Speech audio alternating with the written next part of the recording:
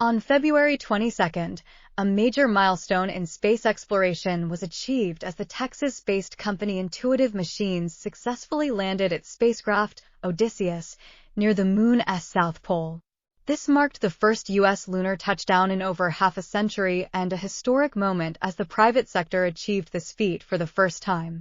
The uncrewed robot lander, Odysseus, utilized a six-legged structure and touched down at approximately 6:23 p.m. Eastern Standard Time.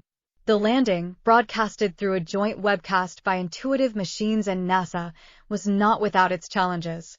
A nail-biting final approach and descent ensued as an issue with the spacecraft's autonomous navigation system surfaced.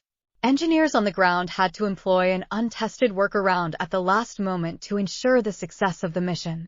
The mission faced additional suspense during a radio blackout, and it took some time to re-establish communication with the spacecraft, located some 239,000 miles from Earth.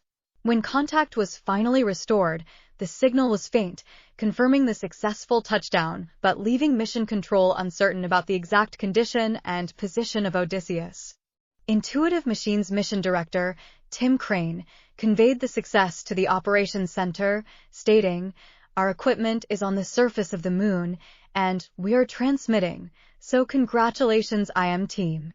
We'll see what more we can get from that."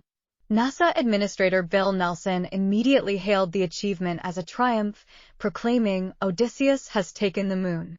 The landing at the crater named Malapert A near the Moon's south pole represented the first controlled descent to the lunar surface by a U.S. spacecraft since the Apollo 17 mission in 1972. This mission, which included astronauts Gene Cernan and Harrison Schmitt, marked NASA's last crewed moon landing. Odysseus, equipped with scientific instruments and technology demonstrations, is set to operate for 7 days on solar energy before sunset at the polar landing site. The payload will focus on collecting crucial data on space weather interactions with the Moon's surface, radio astronomy, and other aspects of the lunar environment. This information will aid future lunar landers and contribute to NASA's planned return of astronauts to the moon later in the decade. The mission, named IM-1, was launched atop a Falcon 9 rocket by SpaceX from NASA's Kennedy Space Center in Cape Canaveral, Florida, last Thursday.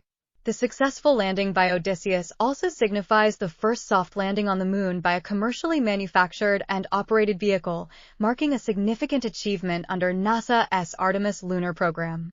NASA's Artemis program aims to return astronauts to the moon by late 2026 as part of long-term lunar exploration, serving as a stepping stone for eventual human flights to Mars.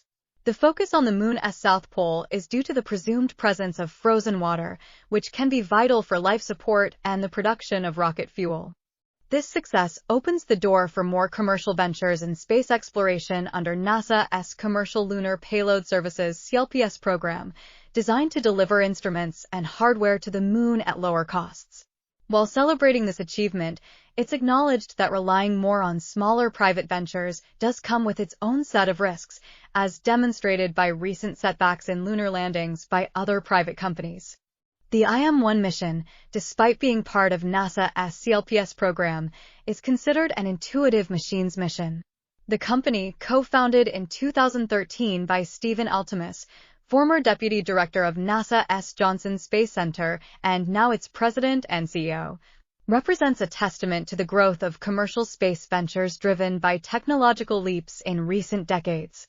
The successful Odysseus landing adds a significant chapter to the ongoing saga of human exploration beyond Earth.